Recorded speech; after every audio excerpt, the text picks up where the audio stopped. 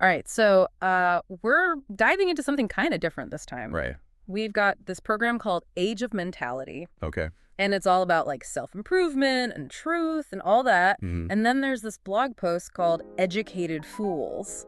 Interesting. And if that wasn't enough, we're throwing in a Curtis Mayfield song from the 70s. Wow. Okay. I know. It sounds like a weird mix, right? Yeah, a little bit. But trust me on this, there are some really interesting connections here. I'm intrigued, I have to admit. It's all about, like, how do we figure out what's true in this day and age? Yeah, with so much information out there, it's tough to sift through it all. Exactly. So let's start with this age of mentality thing. Okay. It talks about, like, embracing truth, building resilience, rejecting falsehoods. Sounds like a lot of self-help programs, to be honest. It does, right? But they're framing it as this whole new age. An age of mentality, huh? Yeah, like we're moving into this new era of, I don't know, heightened consciousness or something. And that idea of, like, finding a sense of order Yeah. in a chaotic world, Mm-hmm. it's a powerful one, right? People have been drawn to that for centuries. Totally. And you see that in Age of Mentality, too. How They talk about these, get this, intrinsic mental techniques Okay. that can supposedly transform negative energy into positive success. You see, that's an old idea dressed up in new clothes.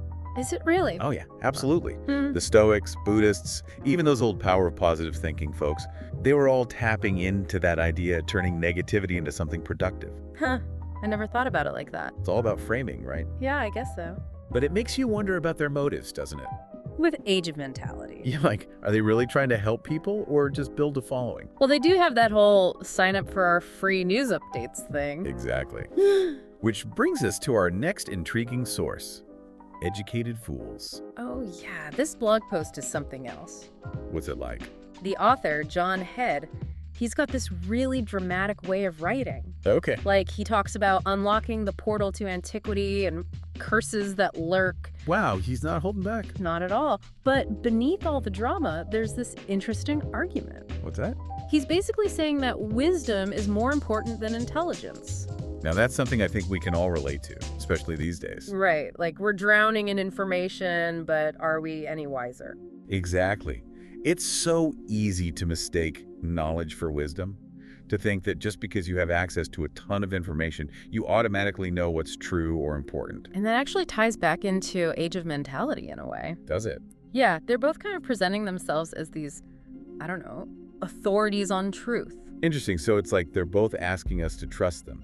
Exactly. But it makes you wonder, who are these people to tell us what's true? Right. What are their backgrounds? Like with John Head, the blog author, we know he's from West Virginia Okay. and that he served in the Marine Corps. How do you think those experiences might have shaped his worldview? Well, I'm guessing those environments probably emphasize discipline, clear-cut, right and wrong. And maybe a certain hierarchy of authority? Yeah, definitely. So it makes you wonder how that influences his idea of truth. Right. Is he searching for universal truths or trying to uphold a specific set of values? Good question. And that emphasis on lived experience as a source of wisdom, it actually brings us to our final source for this deep dive. Curtis Mayfield. The musician. Yep. His song, Don't Worry, If There Is a Hell Below, We're All Gonna Go. It might seem out of left field, but bear with me on this one. Okay, you've piqued my interest. What's the connection? It's all about the consequences of ignoring what's really going on in the world. Like when we turn a blind eye to injustice and just accept the status quo, even when it's messed up. And you know what's amazing? Even though Mayfield's song came out decades ago, Yeah. it's like he's singing about the stuff we're still dealing with today. Right. It's eerie how relevant it still is. Totally. He's talking about police brutality, social injustice, hypocrisy, you name it. And he doesn't let those in power off the hook either. No, he does not. He calls out the police and their backers, judge, and his jurors. It's like he's saying, hey, these systems, these institutions, they're part of the problem too. And it makes you think about that whole educated fools idea again. How so? Well, Mayfield has this one line. Educated crews from uneducated schools. Ooh, that's a powerful one. Right. It's like he's saying just because someone has a fancy title or went to the right schools. It doesn't mean they actually know what's going on or that they're using their knowledge for good. Exactly. It's like a reality check, you know? Absolutely. And what makes Mayfield's perspective so powerful is that It's coming from a place of lived experience, you know? He's not just talking about these issues in the abstract. Yeah, he's lived it. Exactly. He's singing about the realities of injustice, about systems that fail to protect the people they're supposed to serve, There's this rawness, this authenticity to his words. that you just don't get from a textbook or a lecture. For sure. And that actually brings us to something really interesting about this whole deep dive. What's that? We've got this self-help program telling us to seek truth. Right, age of mentality. Yeah. And then we have Curtis Mayfield showing us that sometimes finding truth means questioning the very systems and structures that claim to have all the answers. It's like he's flipping the script on us, right? Making us question who we should trust. Exactly. And it makes you realize that truth isn't always comfortable. Oh, no, not at all. It's often the uncomfortable truths, the ones that challenge us the most, that we need to pay attention to. It's like that old saying, the truth will set you free, but first it will piss you off. Right. And maybe that's a good thing. You know, maybe that discomfort is a sign that we're actually growing, that we're starting to see the world in a new light. I think you're onto something there. And that brings us back to this idea of discernment. Discernment. Yeah. Like whether it's age of mentality or educated fools or even a Curtis Mayfield song, we can't just blindly accept what we're told. We have to be willing to think critically, to question our assumptions, to consider different perspectives. Exactly. We have to be discerning about the information we consume, the voices we listen to. Because not all truths are created equal. And not all messengers are trustworthy. Precisely. And that's where wisdom comes in, you know? Wisdom. Yeah. It's not just about accumulating knowledge, it's about knowing what to do with it, how to apply it to our lives. It's about being able to see through the BS and figure out what really matters. Exactly. It's about understanding that there are nuances to every issue, that things aren't always black and white. And maybe most importantly, it's about being okay with not having all the answers. Ooh, that's a good one. Right. Like, sometimes the most important thing is to just sit with the questions, to be comfortable with uncertainty. Because it's in those moments of uncertainty, those moments of questioning, that we often stumble upon the most profound truths. I love that. So I guess the question is, how do we apply all of this to our own lives? Right. How do we cultivate that sense of discernment, that wisdom, in a world that's constantly trying to tell us what to think, what to believe, what to buy? It's overwhelming, right? It can be. But maybe overwhelming is okay. What do you mean? Well, maybe it just means there's that much more to explore, to question, to uncover. You know, I think you're onto something there. So where do we even begin?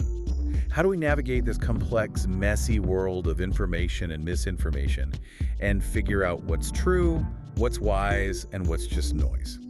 That is the million-dollar question, isn't it? And you know what? I think it's a question that each of us have to answer for ourselves. You do. I do, because the truth is, there's no one-size-fits-all answer. That's true. Every journey is different. Exactly. What resonates with one person might not resonate with another, and that's okay. So how do we even begin to find our own answers? Well, I think it starts with being curious, with being willing to ask questions, with being open to different perspectives. And maybe most importantly, it's about trusting our own gut, our own intuition.